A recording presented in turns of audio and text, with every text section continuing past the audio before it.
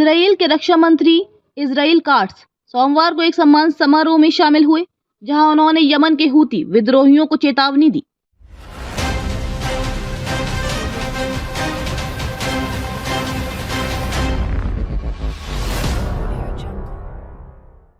इस दौरान इजराइल ने एक गंभीर और कड़ा संदेश दिया, जिसमें कहा गया कि हूती विद्रोहियों का भी हाल वही होगा जो पहले इस्माइल हानिया और हिजबुल्लाह प्रमुख हसन नसरुल्लाह का हुआ है। इजराइल काट्स ने यह भी स्पष्ट किया कि यदि हूती विद्रोही अपनी गतिविधियों को रोकते नहीं हैं, तो उन्हें भी उसी तरह के परिणाम का सामना करना पड़ेगा, जैसा कि उन आतंकवादी नेताओं का हुआ था। यह बयान इसलिए खास है क्योंकि ये इजराइल की ओर से पहली बार सार्वजनिक रूप से इस्माइल हानिया की हत्या की बात को स्वीकार किया गया है। इससे पहले इजराइल हमेशा अपनी सैन्य कार्रवाइयों को ज्यादा विस्तार से सार्वजनिक नहीं करता था, लेकिन इस बार उसने साफ तौर पर यह स्वीकार किया कि इजराइल के सुरक्षा बलों ने हानिया को निशाना बनाने की कोशिश की थी, जो इजराइल के लिए एक बड़ी रणनीतिक कार्रवाइयों का हिस्सा थी। इस्माइल हानिया और इजराइल का विरोध। इस्माइल हानिया, जो कि फिलिस्तीनी आतंकी संगठन हमास के प्रमुख हैं, इजराइल के लिए एक बड़ा सुरक्षा खतरा माने जाते हैं। हानिया ने कई बार इजराइल के खिलाफ हिंसक अभियान छेड़े हैं और इजराइल को हमेशा आक्रामकता के लिए जिम्मेदार ठहराया है।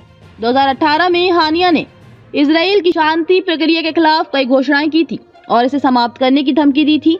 इसके बाद से इजराइल के सुरक्षा बलों ने कई बार हानिया के खिलाफ कार्रवाइयां की हैं।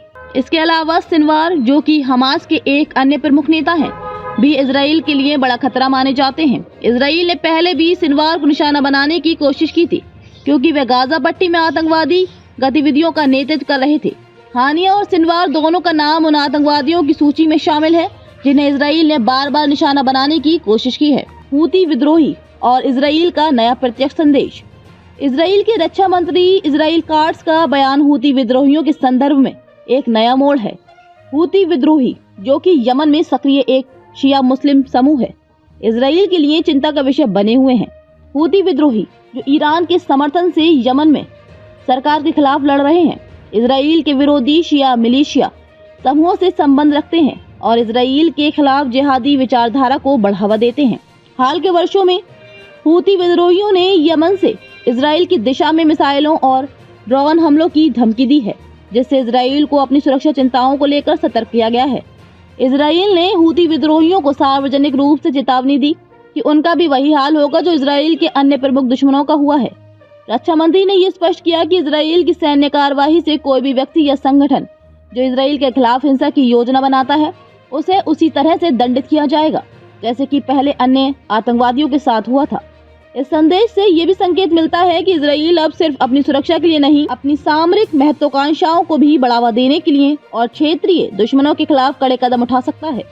इजराइल के लिए सुरक्षा की नई चुनौतियां। इजराइल के सुरक्षा मंत्री का यह बयान सुरक्षा स्थिति को और जटिल बना सकता है। इजराइल और यमन के हूती विद्रोहियों के बीच सीधा संपर्क भले ही नहीं हो, लेकिन इजराइल का ये कदम ये दिखाता है कि क्षेत्र में लगातार बढ़ते हुए सुरक्षा खतरे इजराइल को गंभीर रूप से चिंतित कर रहे हैं। हूती विद्रोही, जो ईरान के समर्थन से अपनी गतिविधियां चला रहे हैं, इजराइल के खिलाफ अपनी आक्रामक नीति को तेज कर सकते हैं। ऐसे में इजराइल की सैन्य प्रतिक्रिया भी और अधिक निर्णायक और व्यापक हो सकती है।